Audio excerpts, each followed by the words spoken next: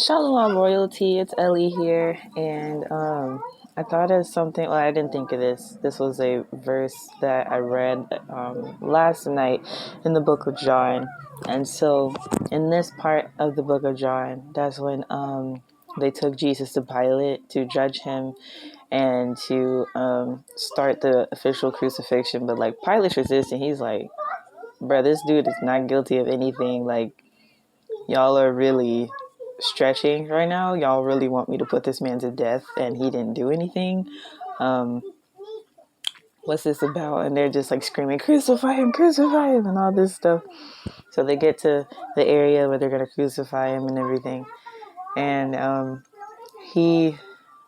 forgot what word they used, but pretty much he engraved the words, Jesus, King of the Jews, on the little tombstone type of thing. And then the people were like, "No, put on there, Jesus, he thought he was the King of the Jews," or something like that. And then Pilate goes, "I have written what I have written." And I was like, that's the original. I said what I said. Bruh. That was so funny to me. I have written what I have written. Bruh, like, that is, oh man. I literally had to pause my reading and just laugh for a minute. Because I'm like, first of all, like, it was wild. Pilate was doing everything he could to get them not to crucify Jesus. He was like, "This is a just man. This looks like a just man to me. I mean, why are y'all trying to kill him so bad?" And he went through several different like processes and everything to, make sure that this was the right decision. Of course, it wasn't the right decision, but it was the prophetic decision. So I think we also have to learn from this whole situation as well. Sometimes bad things happen, but it's prophetic. It was meant to happen, so there could be a particular result. If Jesus wasn't crucified, and especially crucified in the way that he was, it wouldn't have meant a lot. Let's say Jesus fell off a cliff and that was how he died. What would that mean for humanity? That wouldn't mean a single thing. It'd be like, "Oh, dang, that dude died." It means a lot when somebody who knows he's not guilty takes the type of treatment that they treated him with. I think it was in the next chapter. It was talking about the next things that they did. Let me see. They started beating the crap out of him. They said the soldiers smote him with their hands. And then, of course, they put the crown of thorns on him. I don't know how painful that would have been, but I'm sure that they didn't get like a rose bush and just lightly place it on his head all cute. They probably got like a more vicious thorn type of vine and pressed it into his head. Let me see what else. They did a bunch of stuff to him. And then when he said he was thirsty after hanging on the cross for a while, they put some vinegar in his mouth. Man, that's wild, man. And he did all that for us. Like, I don't think people really get that. And no other religion has the savior or messiah or prophetic figure died for the people. It was never that type of thing. And if they did die for the people, it's because they were a martyr. Not necessarily because it was their prophetic duty. And that's very different. Like, people really don't get it, man.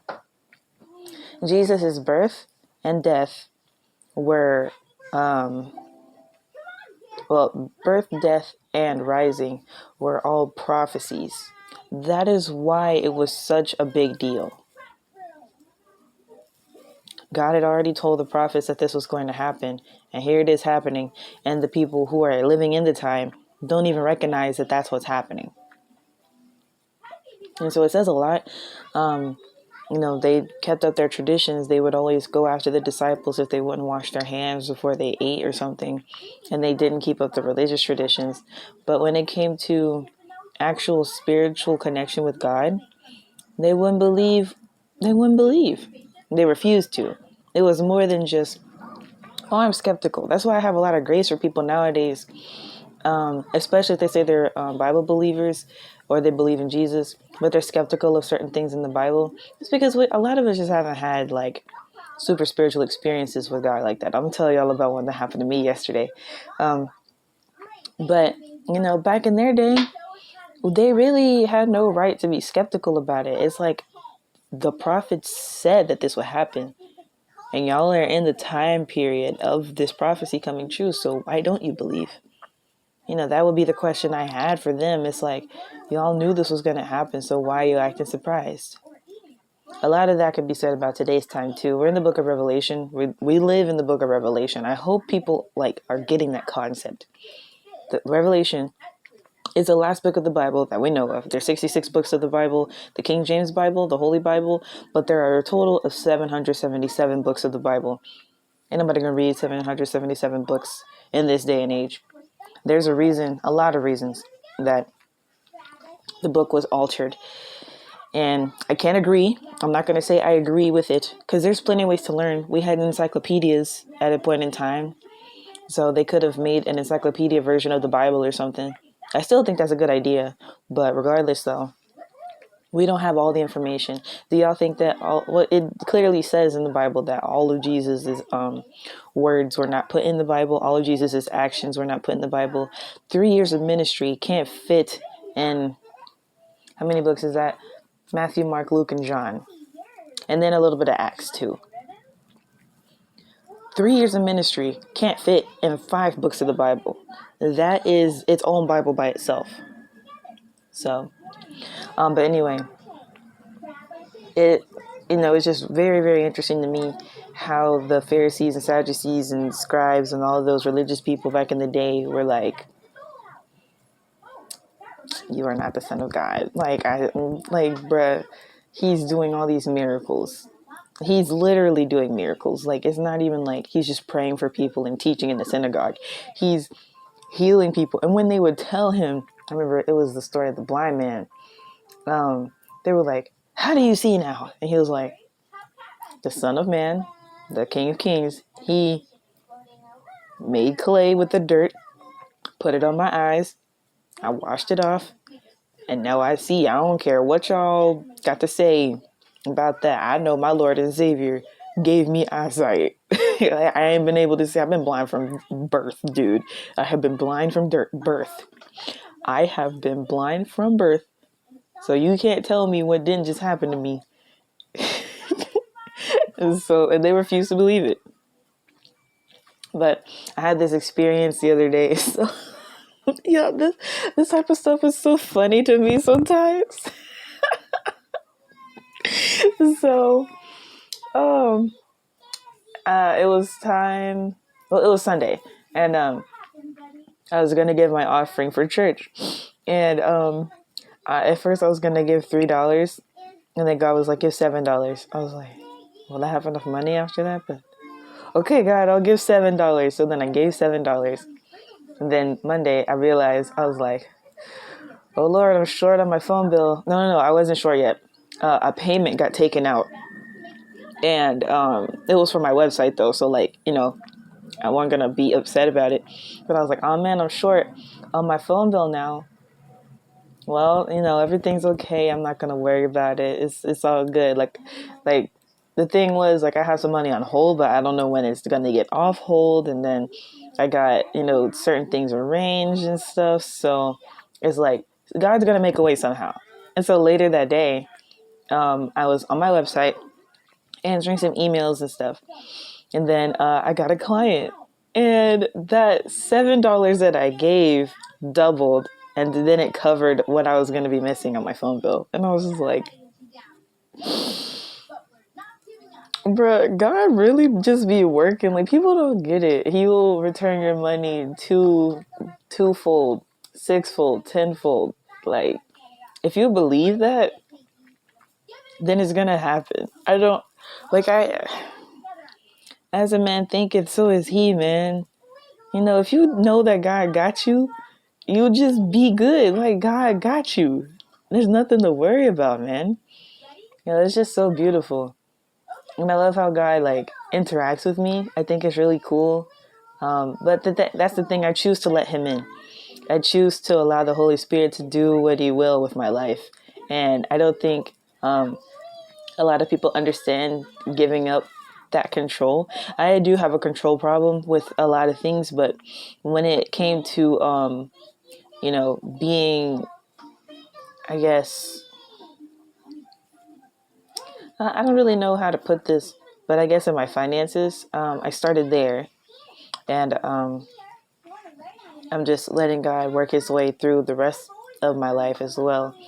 So, it's all about getting used to hearing God's voice and being obedient too. Imagine if I gave $3 instead of $7. Something else could have happened. And it's like, I should have gave that $7 because this situation probably wouldn't have happened. Who knows? Who knows? So, learn to hear God's voice and know to trust him. Yeah, this video was kind of random, but it is what it is. I don't think I got the verse of the day yet. Yeah, that might come a little later, so I may share it with you guys. I may not. It depends on if I feel like making a second video.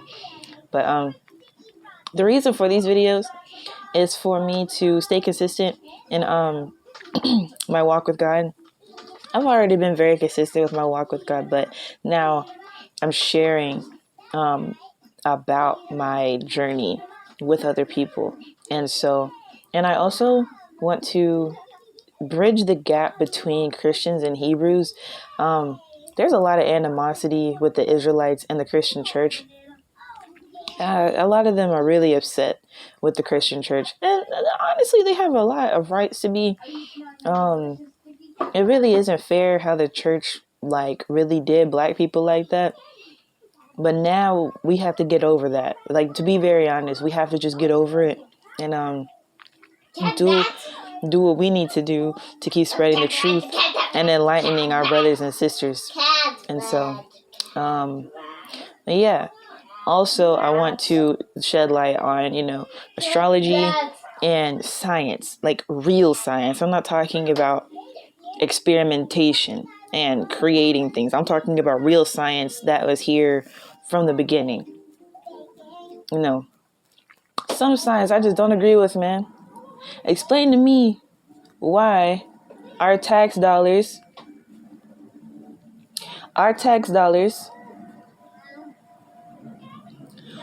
went to funding a project to create the coronavirus. Explain that to me.